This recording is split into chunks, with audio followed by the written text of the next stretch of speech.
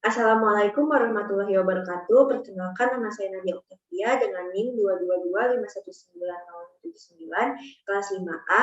Di sini saya akan membahas materi himpunan pada mata kuliah analisis real. Nah, himpunan merupakan kumpulan objek. Himpunan dinotasikan dengan huruf kapital, sedangkan anggota unsur himpunan ditulis dengan huruf kecil. Nah, dapat ditulis seperti ini jika X adalah anggota A dan dapat ditulis seperti ini jika Y bukan anggota A. Himpunan semesta notasi S adalah himpunan yang anggotanya mencakup semua anggota yang dibicarakan. Komplement A adalah A dengan notasi C, yaitu semua anggota semesta yang bukan anggota A. Himpunan kosong adalah himpunan yang tidak memiliki anggota. Selanjutnya ada cara menyatakan himpunan. Jika P memiliki arti dan tidak ambigu atas himpunan S, himpunan ditulis dengan cara A sama dengan himpunan yang isinya X, anggota S yang memenuhi syarat PX. Nah, notasi himpunan bilangan untuk yang pertama ini disebut himpunan bilangan asli, untuk yang kedua himpunan bilangan bulat, yang ketiga himpunan bilangan rasional, yang keempat ini disebut himpunan bilangan real, dan yang kelima ini disebut himpunan bilangan kompleks, yaitu A ditambah BI, di mana A dan B-nya anggota himpunan bilangan real, dan I-nya itu akar -1. Nah, selanjutnya itu ada himpunan bilangan atau subset. Nah, untuk definisi yang pertama, himpunan adalah subset dari B. Ditulis seperti ini, jika semua anggota A adalah anggota B. Nah, jika paling sedikit ada satu anggota B yang bukan anggota A, maka disebut proper subset atau himpunan bagian sejati, dan dapat ditulis seperti ini. Nah, di sini terdapat gambar, yaitu dapat dilihat bahwa semua anggota A itu ada di dalam anggota B. Nah, dan ini itu merupakan himpunan dengan diagram Venn. Untuk definisi yang kedua, dua buah himpunan dikatakan sama, ditulis A sama dengan B jika keduanya memiliki anggota yang sama. Nah, untuk menunjukkan kesamaan dua buah himpunan dengan menggunakan teorema ini, A sama dengan B jika dan hanya jika A adalah himpunan bagian dari B dan B himpunan bagian dari A. Selanjutnya ada operasi pada himpunan. Yang pertama itu ada gabungan.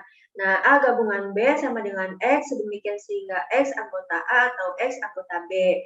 Nah, yang kedua itu ada perluasan. Gabungan tak hingga buah himpunan sama dengan X anggota AK untuk suatu K anggota himpunan bilangan asli. Nah, yang ketiga itu ada irisan. Nah, irisan ini A irisan B sama dengan X, demikian sehingga X anggota A dan X anggota B. Nah, perluasan, selanjutnya ada perluasan irisan tak hingga buah himpunan sama dengan X anggota AK untuk semua K anggota himpunan bilangan asli. Selanjutnya ada komplement. A dikurangi B sama dengan X, demikian sehingga X anggota A tetapi X bukan anggota B, atau bisa ditulis A dikurangi B sama dengan A tanpa B atau A irisan B komplement. Selanjutnya ada penjumlahan. A ditambah B sama dengan X, demikian sehingga X anggota A atau X anggota B tetapi X bukan anggota A irisan B. Nah, untuk gambar yang pertama ini yaitu gambar A gabungan B, yang kedua ini irisan, dan yang ketiga ini komplement. Selanjutnya ada sifat-sifat pada himpunan. Nah, sifat-sifat pada himpunan ini terdapat 5. Yang pertama, A gabungan himpunan kosong sama dengan A irisan himpunan kosong sama dengan himpunan kosong. Yang kedua, A gabungan A sama dengan A irisan A sama dengan A. Yang ketiga, A gabungan B sama dengan B gabungan A irisan B sama dengan B irisan A. Yang keempat, dalam kurung A gabungan B gabungan C sama dengan A gabungan dalam kurung B gabungan C, dalam kurung A irisan B irisan C sama dengan A irisan dalam kurung B irisan C. Nah, untuk sifat yang kelima, A gabungan dalam kurung B irisan C sama dengan A gabungan B irisan A gabungan C. Nah, A irisan dalam kurung B gabungan C sama dengan dalam kurung A irisan B gabungan dalam kurung A irisan C. Nah, selanjutnya itu ada hukum De Morgan. Nah, misalkan A komplement sama dengan A komplement, irisan B komplement. Nah, akan dibuktikan A gabungan B komplement, himpunan bagian dari A komplement, irisan B komplement. Nah, definisinya, ambil X anggota A gabungan B komplement, maka X bukan anggota A gabungan B, ini berarti X bukan anggota A dan X bukan anggota B. Akibatnya, X anggota A komplement dan X anggota B komplement, karena X bukan anggota A dan X bukan anggota B, sehingga X anggota A komplement gabungan B komplement. Jadi untuk setiap X anggota A gabung B komplement berlaku X anggota A iris B komplement. Berdasarkan definisi subset, maka A gabung B komplement, himpunan bagian dari A komplement irisan B komplement. Untuk yang kedua, A irisan B komplement sama dengan A komplement gabung B komplement.